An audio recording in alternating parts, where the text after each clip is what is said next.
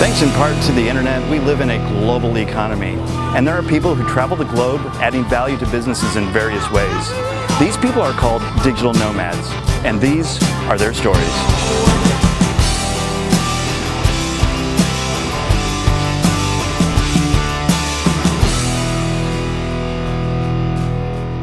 Well, now that we've learned that the digital nomads needed to escape the mundane, escape the routine, escape from whatever it was that was either holding them back or keeping them from really establishing themselves either as a business owner or as a person.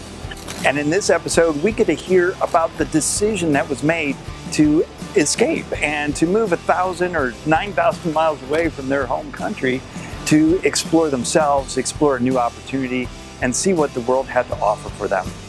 And I think you're going to be surprised with what they have to say. And as always, I'm going to share with you my story at the end of the episode. Yeah, my name's James Thompson. I'm from the UK. When I was 22, I met my girlfriend, and she was very much more maybe left-wing, let's say, liberal. And she opened my eyes to things that, I just never thought about. We had a plan to cycle from Manchester to Peniche in Portugal. We hadn't trained for it in the slightest. We hadn't really planned for it. We just winged it. And we also decided to cut through Wales, which anyone who knows the UK, Wales is just a scrunched up piece of paper which reflects the mountains and the hills.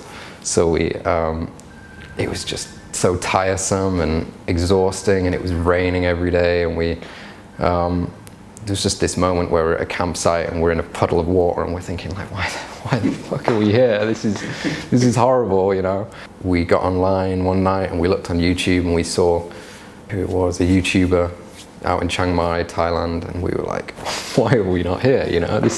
It's cheap, it's beautiful country, sunny, and at that point I think it was the sun. Yeah, we flew out to Thailand, never looked back. I didn't really know what the plan was. So I came here and spent about 2 years kind of being a bit of a hippie.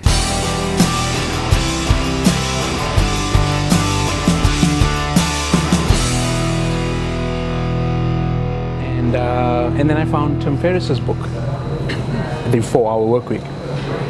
And then in the book he talks about Thailand, and he talks about how cheap it is to live, but also how cosmopolitan and how free and how easy it is to actually build a remote business and to work from basically anywhere, not necessarily only in Thailand. The next morning after finishing the book, I set myself a goal of 100 days to leave South Africa. I bought the plane ticket, I think 3 weeks before I left. When I bought the ticket, then it was fine. Then it was like, and then I said to my wife at the time, like, I've got my tickets. I was on the plane on the 90th day.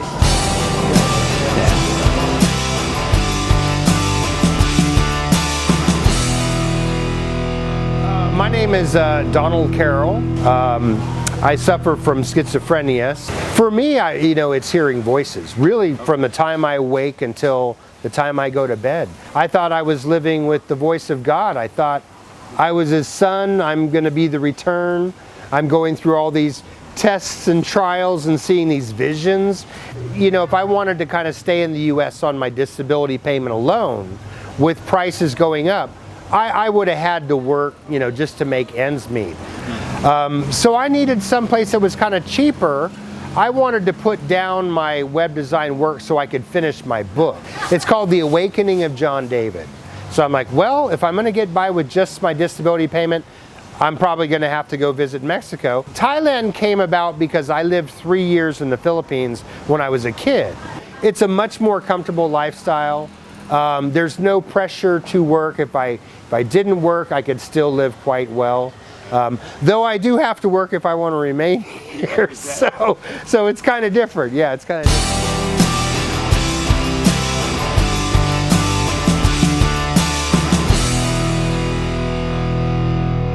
Yeah, so my name is Knut. I created with friends together. It's a consulting service we're selling. And I was happy because I didn't know anything else. I mean, that's pretty much how it is. Because you have your friends, you have your families, you have everything. And at some point, a good friend went 2010 already to Australia for 1 year. and she always was posting pictures on social media. After a while, I got to know some other people who went to India for a year. So they were waiter or waitress or whatever, and then they just went to Asia for traveling for 1 year and just met them afterwards again. And they told me, Knut, you survive everywhere because you can work everywhere. Everything is so nice. It's always going a step further. It doesn't matter where you are. And I was just inspired by that. And at some point, it was I think 2 years later, after 2010. So 2012, probably, I was in the garden at my parents' place, and I said, Mom, do you know what? Sometimes I wish my life is going downhill. And she was really scared and was looking at me. Why? You have a beautiful life. You have everything you need. And I said, yes. And I wanted to become richer, to become more rich in experience, to become more rich also, because I'm always interested in making a career and earn good money and have a good living later. And then she said, why don't you do it? I was looking, really? I mean, are you serious? I mean, I have a business, I have some people I'm working with, I cannot just leave it. And then she said, yeah, but you could probably do it, or I mean, why not? It's not so important. And then we had tea, and all my family was there at the same point, and we were talking about it, and everybody said, do it.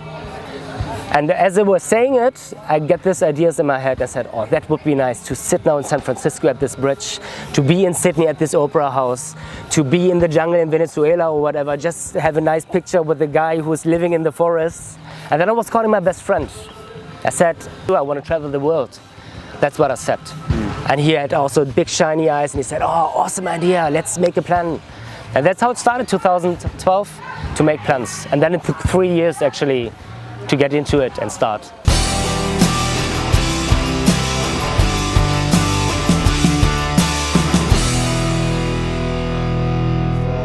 My name is Nick, I'm French, I'm 32 years old.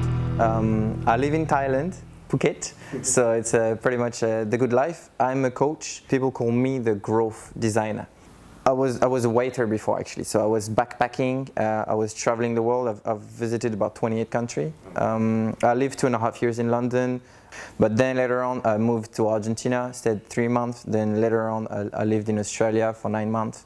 I visited Southeast Asia for 9 months, and always using my waiter skills to do that. And then one day I got fired as a waiter. I was 30 years old, I was about to be 30 years old, and it was like, whoa, what am I gonna do now? And I thought, what else can I do? Like, I didn't know anything else. And I talked with another guy that was living in Bali back then. He was totally broke, and he told me, like, why don't we open a shop online? And I was like, that could be interesting. I don't really believe that it can work, but why not? You know, never try, never know. 5 months later, we made €500,000 in sales. We were traveling, and I got a phone call from one of my cousin telling me that my dad had phase 4 cancer, liver. So when I did my research online, I realized that he didn't have much time. So came back to Paris and dropped everything because I thought, you know, I have the money. And I just focused on spending some time with my dad. And the money dropped at the same time of the crypto. So the $250,000 became nothing, like dust. I lost my focus because of the loss of my dad. Because I love to travel, and Paris, I'm from Paris, was not the place I could shine. I decided to just use my job and start traveling with it.